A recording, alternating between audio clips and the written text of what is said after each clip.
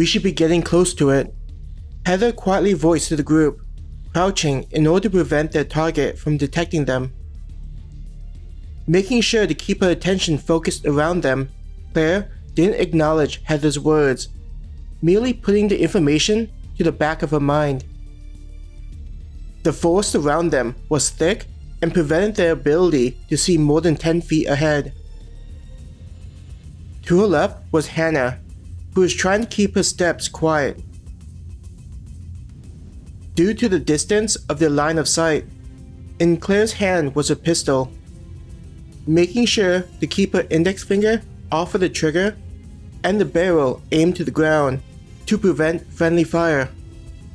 The weapon felt comforting in her grip. Whenever a twig snapped or some other disturbance was heard, she'd stop herself from pointing her weapon towards it. I'm glad that Chelsea had trained us before this, during the time we lived inside the fort. Claire thought to herself, appreciating the usefulness of the information and improving her ability to handle the dangers inside the simulation. As Heather was point, when she raised the closed fist, Claire immediately stopped her movement. Hannah, next to her, also stopped. You see it? Chelsea asked in a voice that prevented the sound from spreading out ahead of them. Nodding, Heather pointed with her weapon. As she tried to see where it was Heather pointed, Claire was able to hear the thing before spotting it. There was the occasional cracking of a tree. In addition, the sound of bark being stripped off. It didn't take long before she soon saw what looked like a large bear, parts of its body covered in protruding bone armor. The sound of the bark was from it rubbing its shoulder against a tree. It was large enough where leaning against it caused the tree to bend slightly from the weight of the animal. A slight hiss was heard from one of the women. Judging by the feeling inside of her, Claire guessed whoever made the noise was feeling a similar sense of apprehension. Claire thought back to when they saw the paper on the board, requesting adventurers to hunt the armored bear. The hide and bones of the creature were useful as raw material.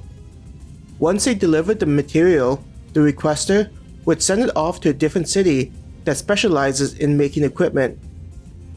The requester was merely in charge of acquiring the goods and taking them to the client. Even though the job was for those close to level 10, with their large group and experience as soldiers, it was determined that their insufficient levels could be made up by their abilities. As the one leading the group, Chelsea made a hand gesture, followed by a large circular motion. Recognizing the signal, Claire went with Heather and Celine. Going in the opposite direction was Hannah, Emily, and Chelsea. Watching her footsteps to avoid stepping on any twigs, she also made an effort to keep the bear in her sights as she followed the two. In Claire's mind, she could hear Chelsea's voice saying, "This thing is larger than a grizzly. It means that taking it head on is not an option. When we locate it, our group will split up and circle around so we can take it from both sides."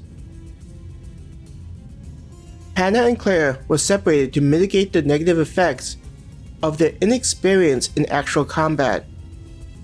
It was also helpful that they were the only ones who had carried both a rifle and pistol, making them able to adapt to the situation if necessary. Each group had one person with a rifle and pistol. Claire was barely able to see Chelsea's group get into position, slightly off center from their own, in order to prevent their attack from being a danger to them. When they got into position, Heather motioned with her hand to let Chelsea know that they were ready to start the next part of the plan. Taking a deep breath, she watched as Celine raised her rifle to take aim. The next part was going to let them know whether taking on the job was a mistake or not. Claire, try not to think about the idea of the bear's claws being used to shred her into ribbons.